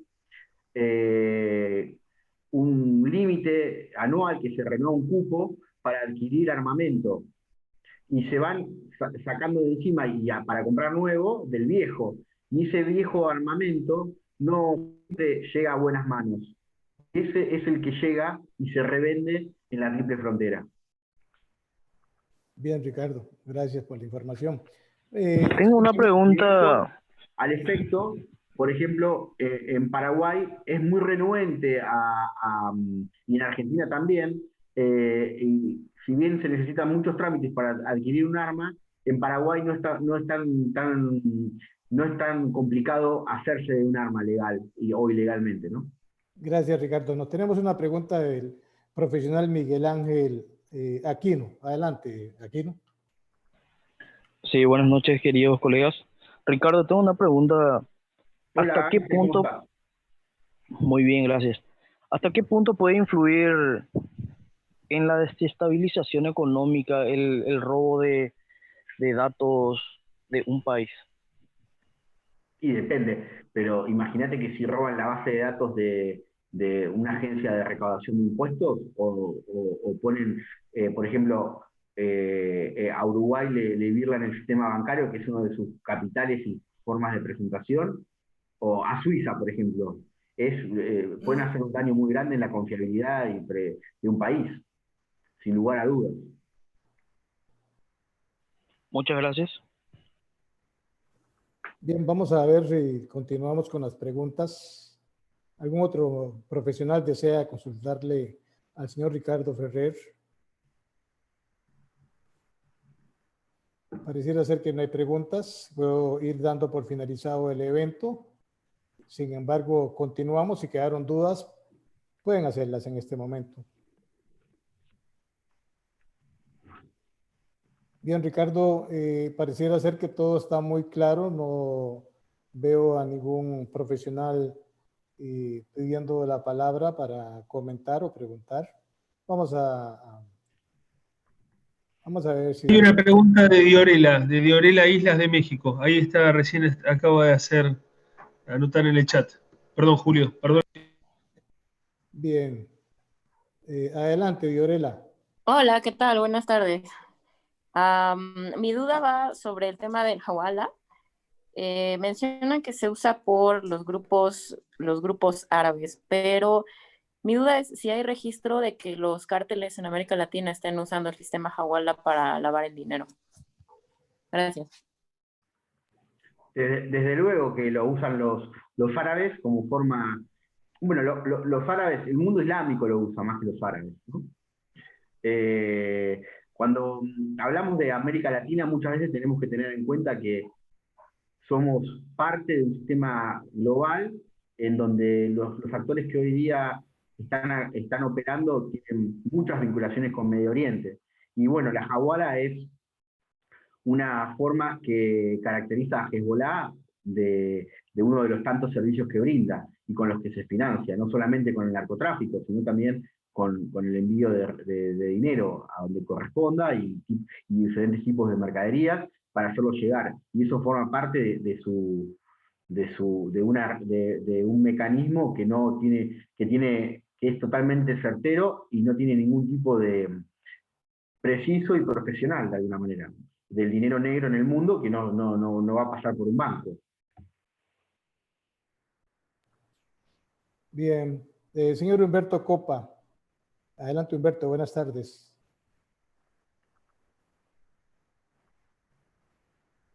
Humberto, puedes activar tu micrófono para poder hacer tu pregunta. Ahora sí. Humberto, no te estamos escuchando. ¿Algo pasó en tu micrófono?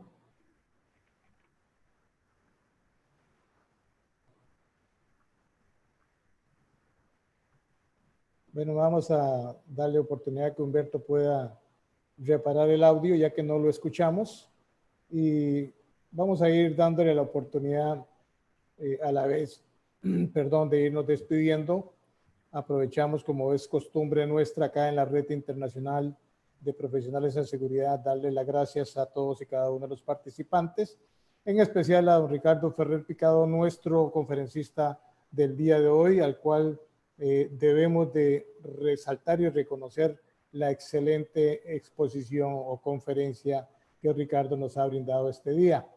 Para irnos despidiendo, Humberto Copa, adelante, si puedes hacer tu pregunta.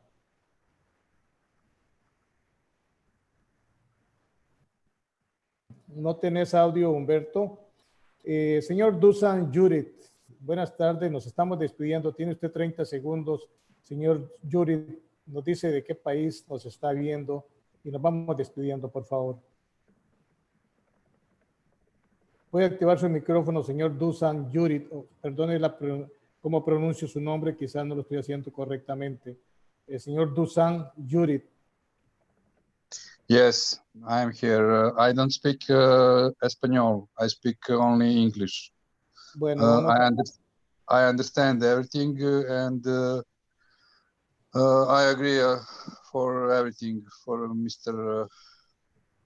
Who is speaker tonight, and very good explanation. Very good. It's not problem to speak English. Yes, go ahead, Dusan. Okay, thank you. It's good explanation, it's good everything, but I don't understand what is Israel. Explain me is not problem. What is Israel problem? I know the Europe is a problem with many things for terrorism and cocaine, heroin, marijuana, everything coming, and I know route where is coming for Latin America.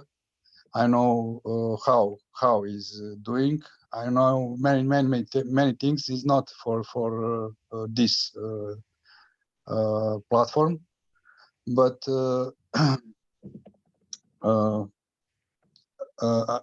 I want to explain me what is Israel in this case doing wrong or no?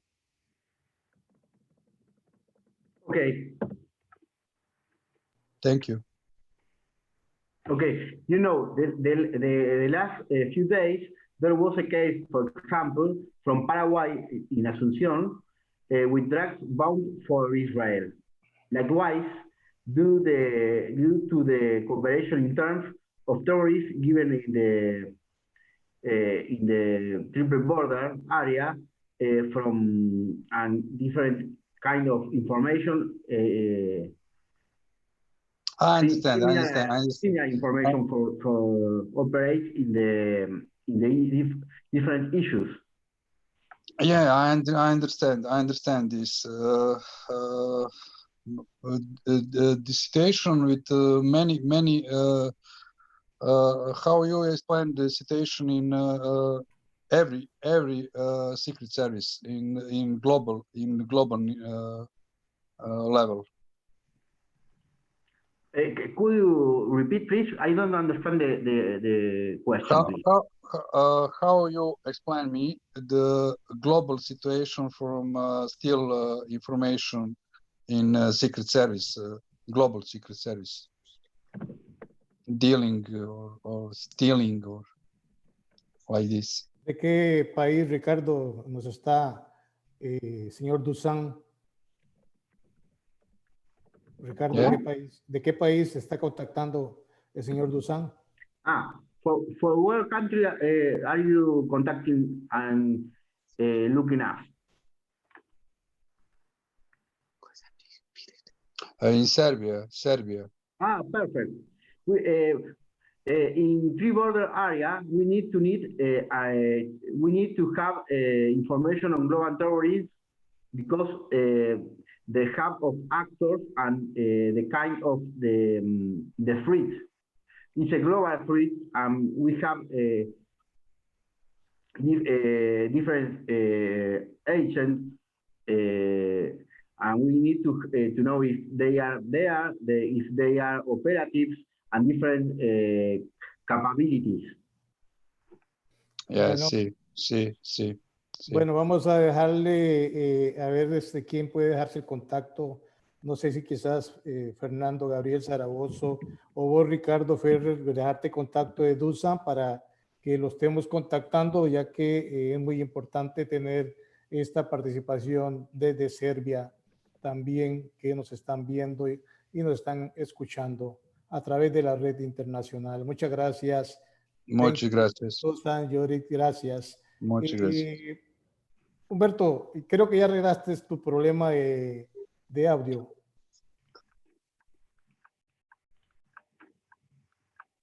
Humberto Copa, no tienes audio. Vamos a continuar despidiéndonos 30 segundos. Emilio Villarino. Emilio, ¿de dónde nos estás viendo? Adelante.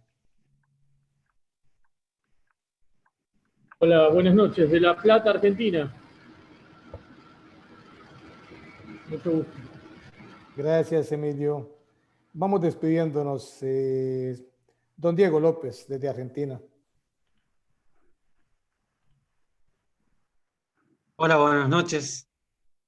Bueno, excelente la ponencia de Ricardo. La verdad, mucha información, muy útil para saber todo el movimiento que tenemos por esta zona. Así que bueno, felicitarlo. Y con respecto a más o menos los temas que desarrolló, yo tenía entendido que acá en la región norte, digamos, Chaco, se habían instalado algunos radares, pero creo que no estaban en funcionamiento. No sabría cuál era la dificultad, digamos, pero él mencionó algo de, creo que era la influencia de la zona, ¿no? De la vegetación o algo que por ahí interfería con el funcionamiento, podía ser uno de los factores. Así que bueno, Gracias, lo agradezco. Un saludo muy grande. Gracias, Diego. Cristian. Julio, buenas noches. Adelante, ya, Humberto, ahora sí ya tienes audio. Sí, muchas gracias, Julio. Lamentablemente tuve unos desperfectos o problemas técnicos con mi PC, así que tuve que conectarme a través de mi celular. Bueno, de todas maneras, felicitaciones por la excelente iniciativa y un saludo cordial desde Bolivia a todos los colegas que han participado en este conversatorio que realmente es nutriente para el conocimiento y fundamentalmente el hecho de compartir experiencias, ¿no? Que es determinante, ¿no? En todo caso, también felicitarle al expositor por la excelente ponencia y bueno, de verdad que ha sido muy, muy interesante. Bueno, tengo una pregunta, a ver, nosotros acabamos de atravesar un periodo electoral en el que a partir del domingo ya tenemos un nuevo presidente, obviamente ligado también al partido saliente en este caso, el señor Evo Morales. Entonces, mi pregunta era, ¿en qué medida también los conflictos que hay en la triple frontera afectarían a Bolivia o viceversa? Dame un segundo. Actual. Dame un segundo, Alberto. Ricardo, tienes que apagar el aparato que acabas de activar porque te está haciendo un rebote de señal.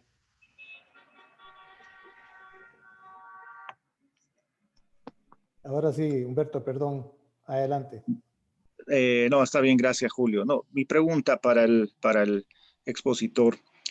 Como antecedente, nosotros hemos salido de un proceso electoral, en este caso a partir del domingo pasado tenemos un nuevo presidente, justamente ligado al gobierno anterior, que en este caso se decía mucho que estaba ligado al narcotráfico y una serie de temas que lógicamente no, como hombres de seguridad no estamos para armar prejuicios ni cosas similares. Sin embargo, obviamente mi pregunta es ¿en qué medida va a afectar los conflictos que existentes en la triple frontera al nuevo lineamiento político que existe en mi país o viceversa?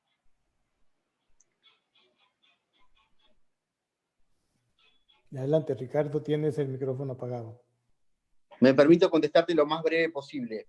Mirá, en cuanto a la vinculación del narcotráfico del gobierno de Evo Morales, está documentado una investigación muy importante que hizo el periodista multipremiado que vive en Washington, D.C., es profesor del Colegio Interamericano y CHDS, invitado, Leonardo Coutinho, en el que documenta y entrevista a uno de los pilotos que desde el Chapare enviaba droga hasta el hangar presidencial del presidente Chávez. Todavía no había asumido Maduro. Ahora bien, ¿qué es lo que va a pasar actualmente? No lo sé. Parecería que Arce toma una distancia, pero yo no creo que tenga la posibilidad de hacerlo. Y si alguien toma una distancia del actual gobierno de Bolivia con Evo Morales, va a ser no el presidente Arce, sino a mi forma de ver, el vicepresidente Choquehuanca. Ahora bien, de lo que estoy seguro es que las redes de narcotráfico que funcionan y crimen organizado transnacional que se dedican a la comercialización de producción, comercialización y logística de cocaína de Bolivia, que fueron las primeras y antes que las de Colombia, están muy activas y en América Latina manejan muchísimos recursos y medios y explican muchas de las acciones de los países a los que fue el presidente Evo Morales, posteriormente a su autogolpe, y naturalmente por qué se actuó y lo protegió la prensa en otros países. Gracias, Ricardo. Gracias. Nos vamos despidiendo. Gracias, Humberto. Cristian Lavenqui, tienes 30 segundos. Nos vamos despidiendo. Don Cristian Lavenqui, ¿puede activar su micrófono para despedirnos? Bueno, no, perdón, yo no quería hacer una pregunta, simplemente por ahí agradecerle a Ricardo por su tiempo. Eso fue lo que expresé nada más. Así que muchísimas gracias por desanarnos, Ricardo. Muchísimas gracias, Cristian, un genio sos. Ojalá hubiese muchos como vos. Muchas gracias a vos, un abrazo grande, la verdad, muy esclarecedor para todos los que estamos en zona de frontera también, porque todo se conecta, todo es convergencia, como nos decía Ricardo. Gracias, Cristian. Muchas gracias. Gracias. Don Walter Benítez, nos vamos despidiendo, don Walter. Puede activar su micrófono, don Walter Benítez. ¿Qué tal? Buenas noches. No, muy agradecido, Ricardo. Excelente exposición. Y bueno, un saludo a toda la red de aquí desde Córdoba. Gracias. Muchas gracias. Gracias, Walter. Licenciado Carlos, buenas noches. Nos vamos despidiendo. Bueno, para irnos despidiendo, debo decirles que colega Dusan, Judith, son casi las 4 de la mañana allá en Serbia. Así es que qué bien este profesional conectado a esta hora. Nos vamos despidiendo, Diorela. Buenas tardes. 30 segundos. Gracias, bonita noche. Pues me quedo con la importancia de la triple frontera. Sin embargo, a mí me gustaría también un poco resaltar la posibilidad de que los cárteles adopten el hawala, que es algo que a mí me preocupa demasiado porque viendo el sistema de lavado de dinero en México, si los cárteles usaran hawala, todo se complicaría muchísimo más. Entonces yo me quedo realmente con eso y agradezco, muchas gracias, las interesantísimas ponencias. Buenas noches a todos. Diorela, escríbeme, si podés pasarme tu mail o escríbeme, porque ya están utilizándolo. Sí, con mucho gusto. Excelente, Ricardo. Eduardo Vidaurre, nos vamos despidiendo, Eduardo. Buenas noches. 30 segundos. Quiero darle la oportunidad a todos de despedirse y agradecerle al conferencista. Acostumbro a hacerlo cada vez que tenemos este tipo de eventos todas las semanas. María Eugenia Loaiza. Gracias, Julio. María Eugenia, adelante. Bueno, buenas noches a todos desde Córdoba, Argentina. Ricardo, excelente tu exposición. Mucha información para procesar y quedé bastante impactada con lo que dijiste, así que bueno, tenemos mucho para trabajar. Así que muchísimas gracias y saludos a toda esta red. Adelante. Tenemos mucho para trabajar, es correcto, María Eugenia. Beatriz, nos vamos despidiendo. ¿Qué tal? Buenas noches. Muchísimas gracias al expositor Ricardo. Siempre es un placer escucharlos y gracias a Fernando por hacernos partícipe de cada reunión. Gracias a usted también. Gracias. Encantada. Gracias, Beatriz. Bueno, Ángel Miguel Aquino, nos vamos despidiendo, Aquino. Muchas gracias por todo y espero que puedan acompañarnos el 20 en la ponencia que vamos a tener en Paraguay. Gracias.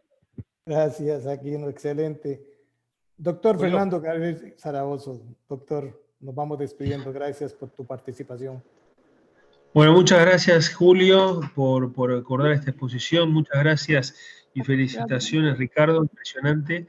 Y felicitaciones y bueno, y agradecido con todos los presentes, que bueno, y bueno, los invito a participar en las próximas capacitaciones y hubo varios que estuvieron presentes también a los que insto a dar una propia capacitación. Así que agradecido y felicitaciones para el disertante. Muchas gracias.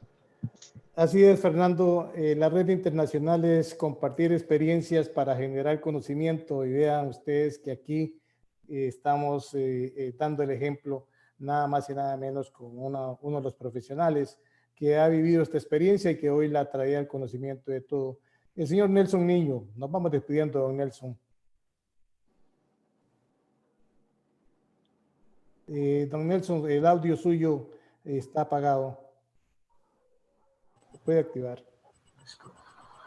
Buenas noches a todos los compañeros. Sí, muy interesante la ponencia del señor Ricardo y pues nos deja pensando muchas cosas que yo veo que en muchas partes estamos como en nuestra área de confort y no nos damos cuenta que el extremismo islámico lo tenemos en la puerta. Lo tenemos en la puerta y nos toca empezar a tomar medidas desde este momento. Y muchas gracias. Gracias, Nelson. Ricardo, ¿querías hacer algún comentario? Simplemente agradecerles a todos el tiempo que han demandado y quitado sus vidas y que no sea en vano y sigamos trabajando sobre estos temas y nuevamente por la oportunidad de poder explayarme tan libremente, en tan armonía y con tanta libertad. Gracias, Ricardo. Nuevamente, en nombre de la Red Internacional de Profesionales en Seguridad, Ricardo, felicitarte y agradecerte. como les digo siempre, si alguno se me quedó sin darle la oportunidad de despedirse, ya tendremos otra oportunidad. Les doy las gracias por su participación y siempre me despido. Con la bendición de Dios, nos vemos pronto. Buenas noches.